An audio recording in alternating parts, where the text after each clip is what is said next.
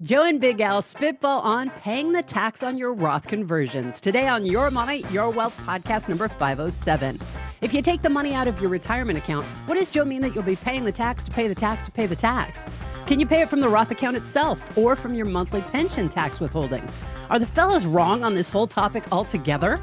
They also spitball on withdrawing Roth 401k contributions that were rolled into an IRA and those infamous 5-year rules for withdrawals from Roth accounts, as well as when to do Roth conversions, saving to tax-deferred, taxable, or tax-free accounts, and how long-term capital gains taxes fit into the picture. Plus, consolidating individual stock investments and the fate of the home office deduction, as Joe and Big Al spitball for Peter LemonJello, David in Victoria, Mike in Pennsylvania, and a whole bunch of our YouTube viewers and one of our Facebook followers. Finally, what does Joe think about the Apple Podcasts reviewer that says he's checked out? I'm executive producer Andy Last, and here are the hosts of Your Money, Your Wealth, Bill Anderson, CFP, and Big Al Clopine, CPA. I got Peter LemonJello. I'm coming in from Florida. Hi, gentlemen, and Andy. I'm reaching out while drinking a Dos Equis Amber, contemplating my upcoming early retirement. I have sufficient savings and retirement plans for retirement. I also have enough current savings to make it to approximately age 58, maybe longer. I'm worried about not being able to cover the last year or two before I hit that magic 59 and a half age. I know about the 72T tax election, but that isn't really ideal, as I would have to stretch it out over 5 years, not 1 or 2 as I needed. I was thinking about the removal of some Roth contributions, and that led me to feel the need to write you. In the IRA world, I know Roth contributions can be removed at any age for any reason without penalty or taxes. But what happens if most of my Roth contributions were made to a 401k, then rolled over to an IRA in 2025? Can I still remove the Roth contributions as if they were made directly to the IRA? If so, do I now have to wait 5 years from the rollover? I'm only 51, so the 5-year wait would be okay. I'm just not sure about the rules related to removing Roth contributions that have been removed around from different plans. And more importantly, removing them before age 59 and a half. Thanks always, Peter. All right, so he wants to retire at 55, it sounds like? He wants to retire. Well, he doesn't say. I'm 51. Upcoming early retirement, so I'm guessing soon. Got it. Peter, don't touch the Roth. I mean, we could explain the rules, but I think that's the last place that I would want to be pulling from, especially if I'm in my mid-50s. I 100% agree. However, to answer his question, if you have basis in your Roth 401k when you convert it, not convert it, when you roll it to a Roth IRA, you still have that same basis. You can still pull it out. The only difference on the 5-year rule there is you have to wait 5 years or 59 and a half for earnings. Yeah, whichever is longer. So that's true. But yeah, don't do that. Let's try to think of another way. Maybe you work part-time, maybe you cut your spending, or here's another thought. Roll everything into the 401k. Then you take the money out at age 55. Yeah, I think he wants to retire before then, I'm guessing. But he says, I also have enough current savings to make it to approximately age 58. So yeah. Well, he doesn't say exactly. He just said he's contemplating my upcoming early retirement. So I assume that means soon. Here's a thought. If there's no other option, do the 72T when you retire, and then just bank the savings for those last 2 years where you need it. And then you take care of that 5-year. I think that's what I would call it. 72 tax election avoids the 10% penalty out of an IRA. But you have to take separate equal periodic payments, and there's 3 different kind of calculations. It's still not a ton of money that you can pull out of there. It's not, but maybe it's enough to get them through that last year and a half or 2 years or whatever it is. Yeah, so the rule states that you can pull the money out for 5 years or until age 59 and a half, whichever's longer. Right. So if he's 51 years of age, he could start pulling money from his retirement accounts and not paying a 10% penalty, but he would have to pull the money out until 59 and a half. Right. Yeah, that's which is a long true. time. And then if you look at the calculation, depending on how much money he has in his retirement account, it's going to be pennies. Yeah, well, right. And that's the problem with a 72T. You never get as much as you need or want. All I'm suggesting is if you look at it and do the math, maybe you start it when you retire, and maybe in those 5 or 6 or 7 years, you will have pulled out enough to be able to cover this shortfall for a year and a half or 2 years. I don't know. We don't know the numbers, but that's what I would look at. Right. And then taking that money out of the Roth IRA, you want that to compound as long as you possibly can tax-free. If you're pulling that out mid-50s, I just think that you're ignoring your future self. And so, yeah, it was hard enough to get it in there. Right. Let's try to keep it in if we can. For a little longer. You got David. Podcast 501. Jim 2179. Oh my God. Ask if it mattered where you pay the tax from the Roth conversion. Joe didn't like paying the tax out of the retirement account because you're paying a tax to pay the tax. Then you said you don't want to pay the tax to pay the tax on top of the tax to pay the tax. I'm not sure what the hell you meant. Thanks. What did you mean? So I get a tax bill. Let's say the tax bill is $10,000. Yes. I don't have any liquid assets but my 401k plan. So then I pull $10,000 out, but I have to pay tax on the $10,000 to pay the tax of $10,000 that I owe the IRS. So I don't really owe the IRS $10,000 because I got to pull more money than $10,000 because I have to pay the tax on the $10,000 to pay the tax. Yeah, so let me maybe say it another way. You do a Roth conversion. To use your example, you owe $10,000 in tax, but you don't have it, right? And so the tax bill comes. Well, you don't have it outside of your retirement. That's account. right. Yeah. That's what I mean. So tax April 15th comes around next year. You don't have the money to pay the tax. So now you got to get the 10,000 out of your 401k, or if you can, or your IRA, right? So now you got $10,000 of income. Now you got to pay the tax on that. Next year comes around. Now you got to pay $3,000 or $4,000 because you got to pay the tax on the $10,000. So now you got to pull $3,000 or $4,000 out, and then the following year you got to pay the tax on the tax and on the tax on the tax. Well, here's why I started saying that, because this happened now several years ago, but a person came into the office and they bought their dream home. Yes. For like $500,000, and it was like in the desert, and it was, we cleaned out our 401k to buy the house. Yeah, we had a mortgage, and I decided to pay it off. Pay it off. So that was the liquid assets. They took out $400,000 or $500,000 from the retirement account to pay off the mortgage, and they blew out most of their liquid assets. Yep. The next year, they got a little tax bill of $200,000. So they had to go get a mortgage that they paid off. They had to get the mortgage to pay off And the tax. they were in a giant tax bracket because they pulled it out all at once. So, I mean, a lot of mistakes that happen in retirement accounts because of the taxation of those accounts. So if you're doing Roth conversions and you're paying tax within the retirement account, just understand that it has to come out. It's not liquid. It's not after-tax dollars. And the more that you convert, potentially the more tax that you're going to have to pay. And if tax rates continue to go up, then it's like you're compounding the effect. So in some cases, it does work. Right? So it really depends on what tax bracket that you're in, how much money that you have in a retirement account, what assumptions that you're using for growth rates, what you think tax rates are going to do. Right? There's a lot of assumptions involved there, and how long that you live. So if all those assumptions come into play, well, yeah, then of course it's going to make a lot of sense to pay the tax from the retirement account. But in general purposes, you probably don't want to do that. Yeah, and I will just add, as long as you're 59 and a half, because if you pay the tax out of your retirement account when you're younger than 59 and a half, then you get the tax and the penalty, right? So just be careful of that. Okay, hopefully that explained. I think I said tax quite a bit. Not less. Okay, we're off to, where are we off to? Cincinnati. Hi, Joe, Big Al, Andy. Thanks for taking my question. The show has become the highlight of my Tuesday. My name is David. My wife's name is Victoria. We live in Cincinnati, Ohio.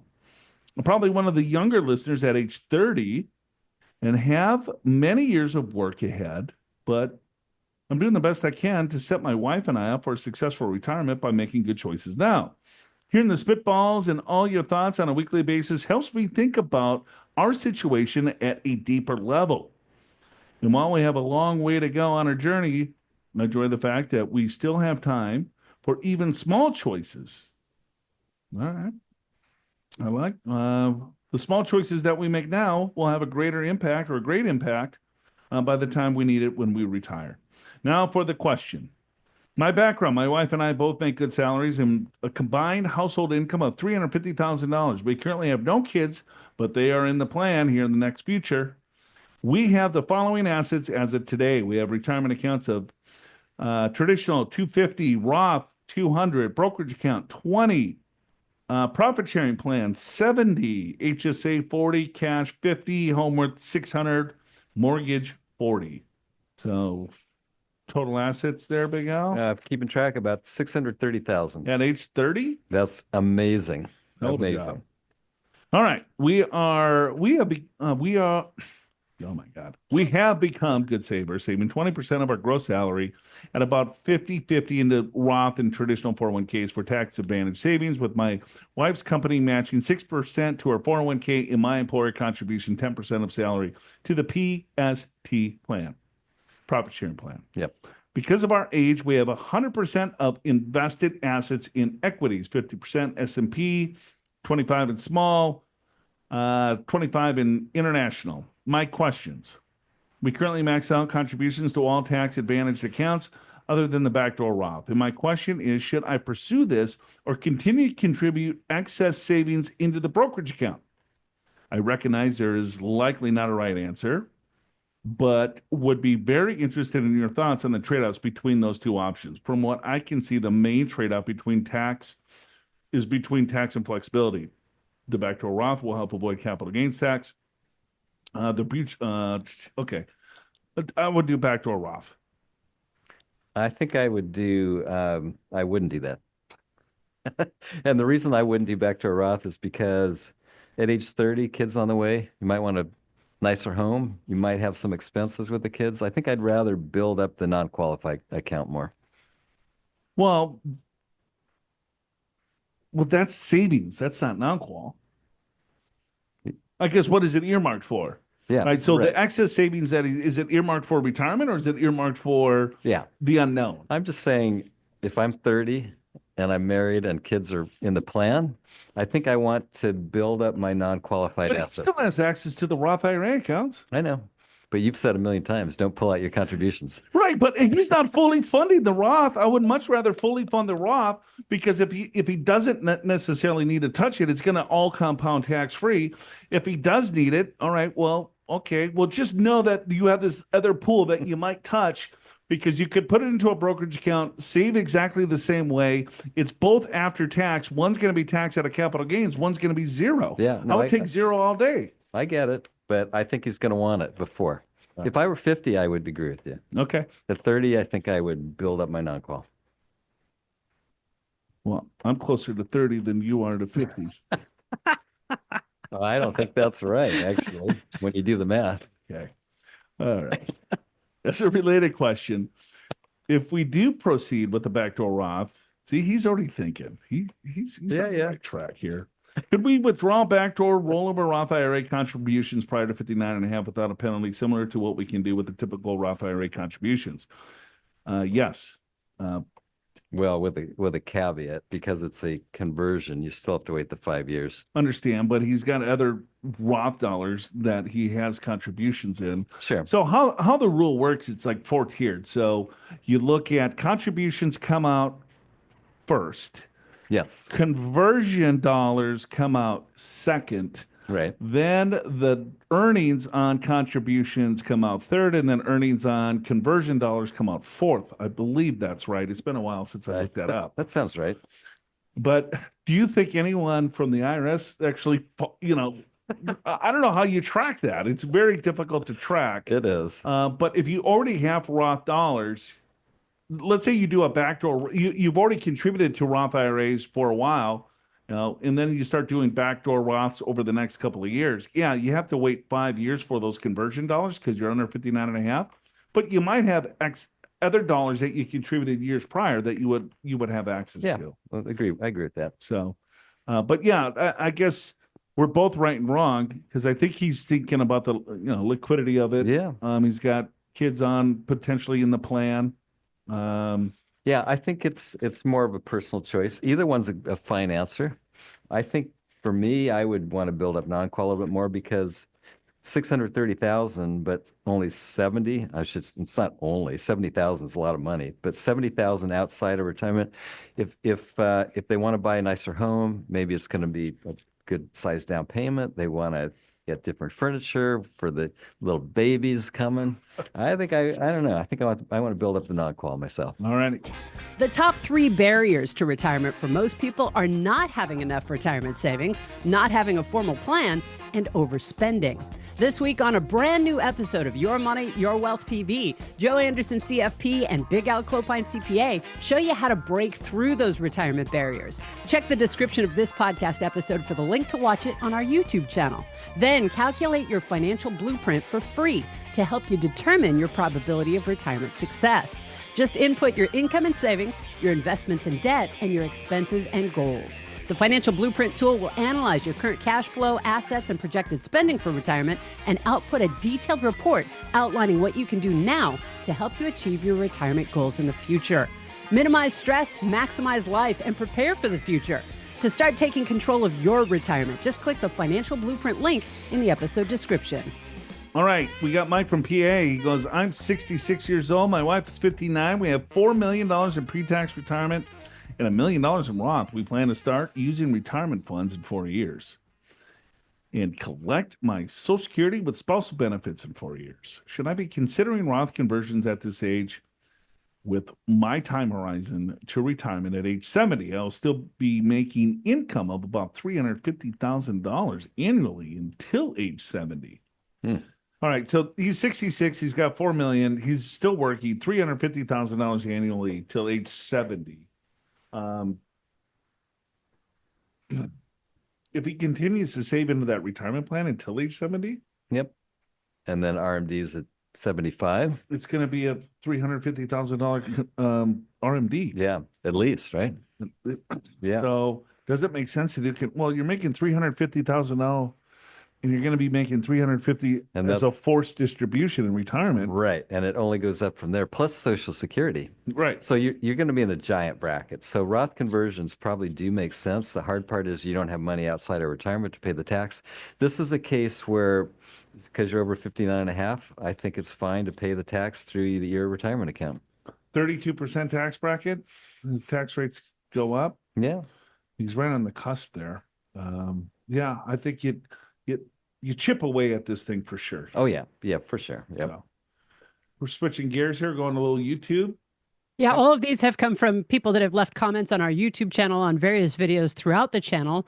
And you can do that too. Just go to the Your Money, Your Wealth channel on YouTube, subscribe, and you can comment and join the conversation.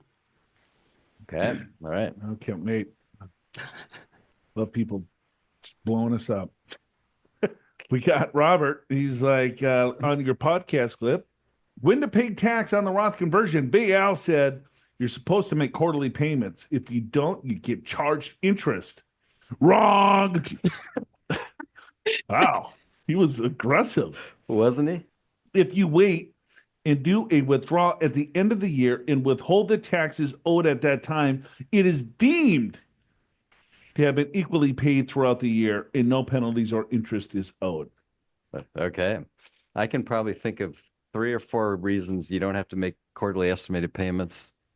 And this is one of them, right? I'm not sure I said that was the only way to do it, but who knows what I said. But anyway, as far as estimated pay, you do a Roth conversion, you have tax to pay, you need to pay that tax somehow, right? And so typically, if you don't have enough withholding, you have to make quarterly estimated payments. But if you increase your withholding, right, and you do this in December, then in fact it's treated as you paid it ratably or evenly throughout the year. You didn't have to make quarterly estimate payments. But yeah, that's withholding from your paycheck. From your paycheck. How about if you don't have a paycheck? Yeah, well then you withhold from the 401k or the IRA, right? But if you do the conversion in January, yeah, What are you going to withhold? Then you're withholding what? Well, You're paying tax out of the some of your retirement retirement account. Yeah, which we generally don't want people to do. Plus, I mean, there's a lot of reasons you don't have to make quarterly estimated payments. I'm not going to go into all of those right now, but if you don't have any of these exceptions, and you do a Roth conversion, and you do it in April, yeah, you have to make quarterly estimated payments if you're not able to add to withholding. If you do it in December and you can't do additional withholding, then you just have to make the payment on January 15th because that's Q4. You do the annualization method on your tax return. Wrong. Are all of these going to be like this? No, and actually, if you jump down a few to Big Tony, he says, can I just pay Roth conversion taxes from my monthly pension withholding? I can easily increase or decrease withholding as needed. Oh, wait, next page.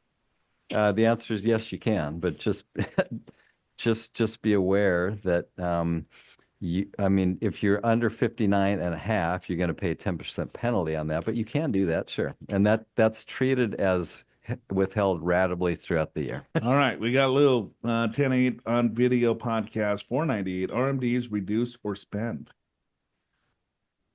Make some sense on this for me. Oh, can you make some sense for this please? I currently have a Schwab account. It was transferred from TD. My question is, I sell and buy stocks on my own. I have 20 different stock positions, and I'm wondering, is it a good idea to consider to consolidate to an ETF that have the same holdings? For example, put into an S&P 500 or VOO, to name a few, and just go with that.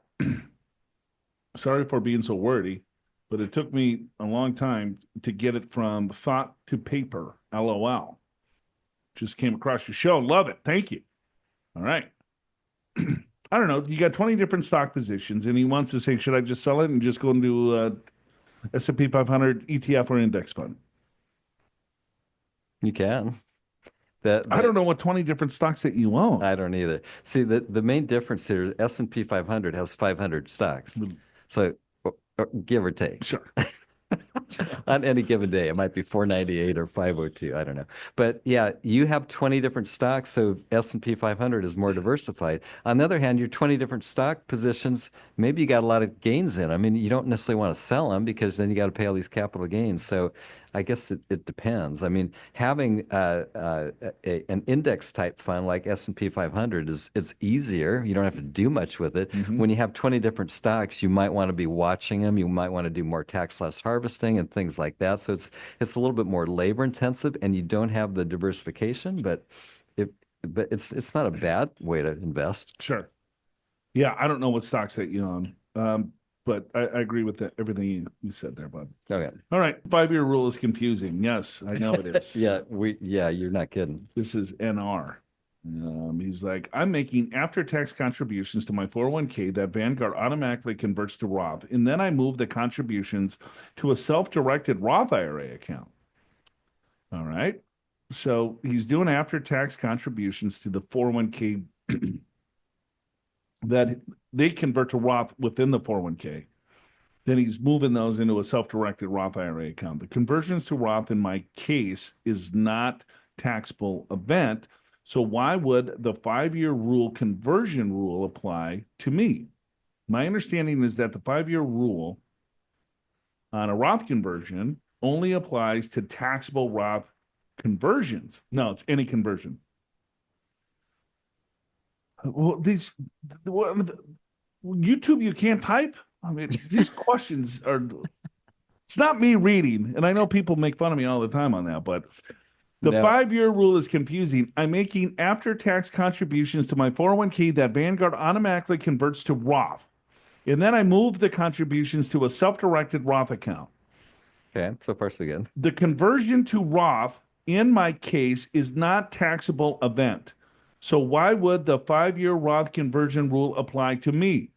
My understanding is that the 5-year Roth conversion rule only applies to taxable Roth conversions, and if the conversion isn't taxable, you can withdraw the principal at any time. Can you correct me if I'm wrong in my understanding? Or maybe it was me reading.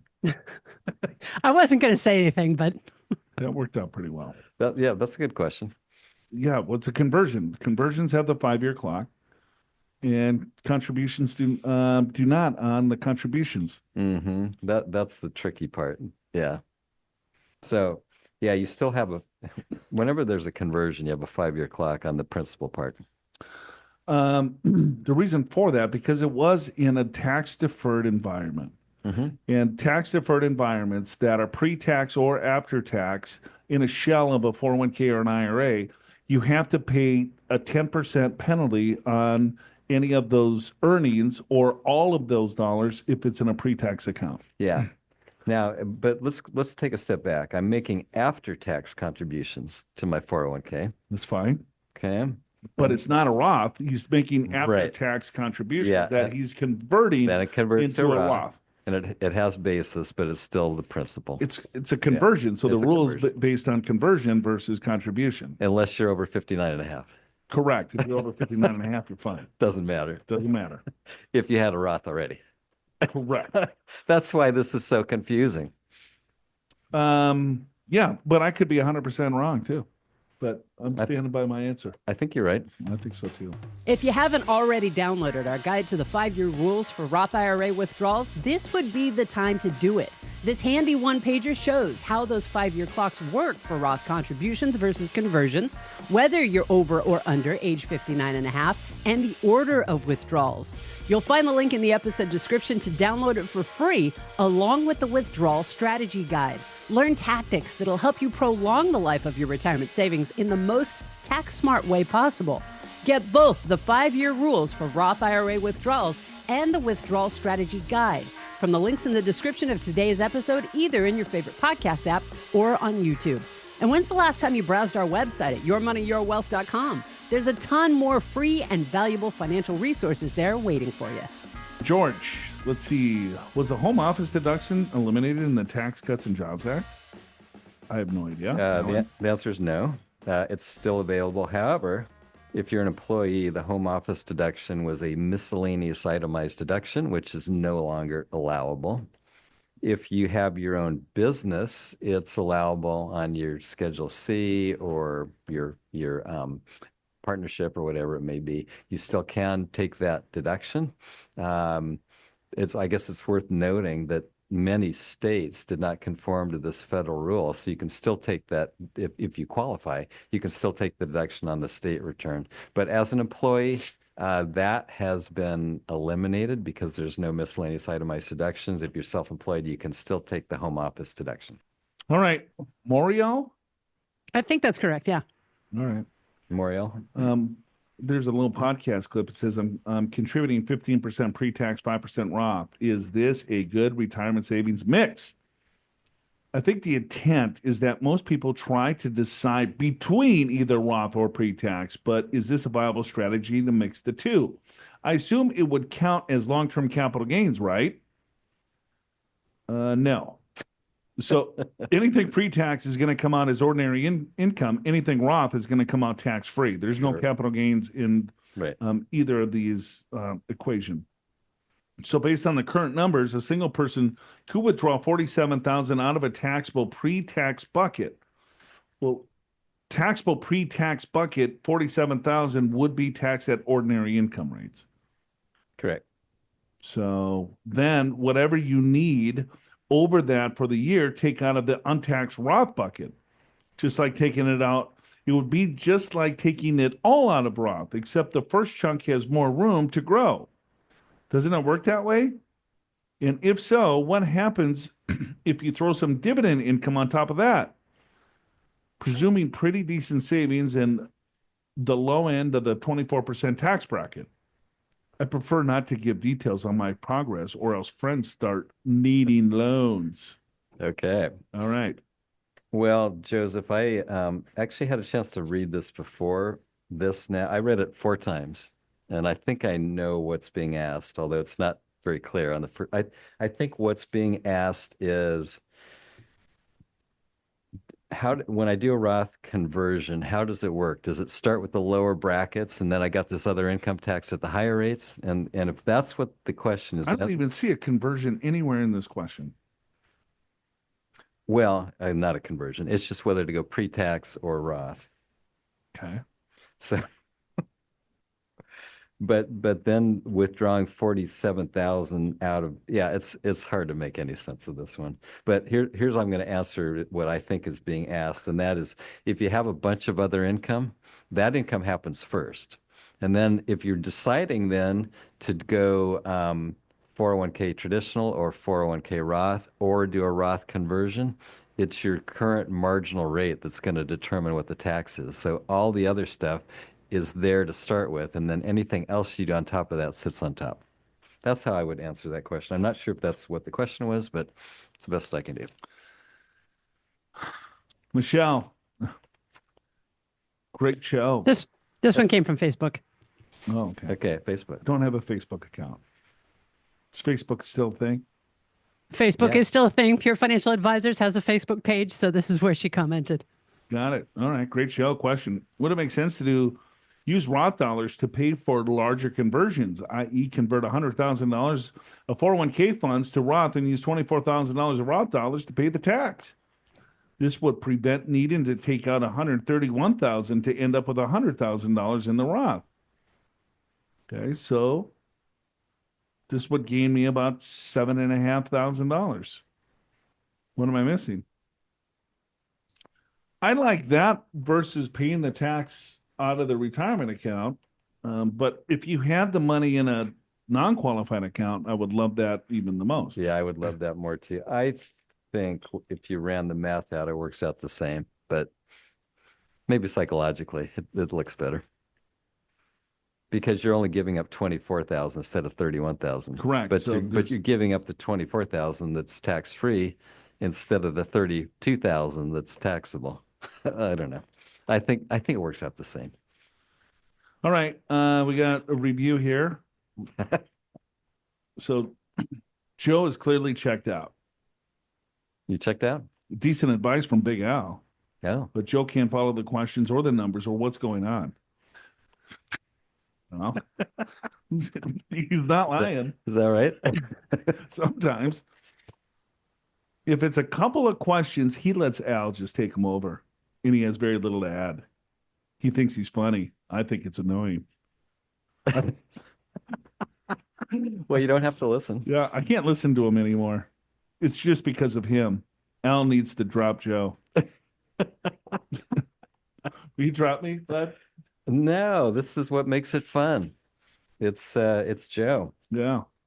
Can you imagine a show with just me reading questions? I clearly checked out. I check out half the time. I mean, I try to read some of these, and I'm like, I have no idea where we're going with this. Right. Well, you have all the time to prep too. I just throw you the top, throw you. Yeah, you give me the hard ones because I already looked at them. Yeah. So, well, thank you for not even sharing your two-star review though. Well, because of me? Yeah, because of me? Yeah, you got two. I got a couple. 0. I got a negative. I got -3. So, all right, that's it for us. That's a wrap. I've definitely checked out of this show right now. So we'll see you guys next week. Thanks for listening. Thanks for your questions. Andy, great job for putting all this together. Big Al, thanks for taking all those questions. That was fun. And we'll see you guys next time. Show's called Your Money Well. John in Pennsylvania, Tiger Not Woods and Lioness, Charlie in Castle Rock, Colorado, Worrywart Mom in Seattle, Esther in the Bay Area, and James in Tierra Santa listen for answers to your questions next week in YMYW Podcast Episode 508. Dedicated listeners, did you know that Your Money, Your Wealth is also a video podcast? Has been for a couple of months now. Watch us, subscribe, and find me responding to you in the comments on YouTube. Follow and watch on Spotify, or keep listening in your favorite podcast app, especially if you're driving. Have you left your honest reviews and ratings in Apple Podcasts, like our anonymous friend earlier? We love it when you do. Your Money, Your Wealth is presented by Pure Financial Advisors. Making the most of your money and your wealth in retirement requires more than just a spitball. The experienced professionals on Joe and Big Al's team at Pure Financial Advisors will meet with you in person or online to take a deep dive. They'll review your financial blueprint and help you devise a flexible and secure roadmap for your retirement future. Just click the financial assessment link in the episode description, click Get an Assessment at yourmoneyyourwealth.com, or call 888-994-6257. Tell them you heard about it on the podcast. Pure Financial Advisors is a registered investment advisor. This show does not intend to provide personalized investment advice through this podcast and does not represent that the securities or services discussed are suitable for any investor. As rules and regulations change, podcast content may become outdated. Investors are advised not to rely on any information contained in the podcast in the process of making a full and informed investment decision.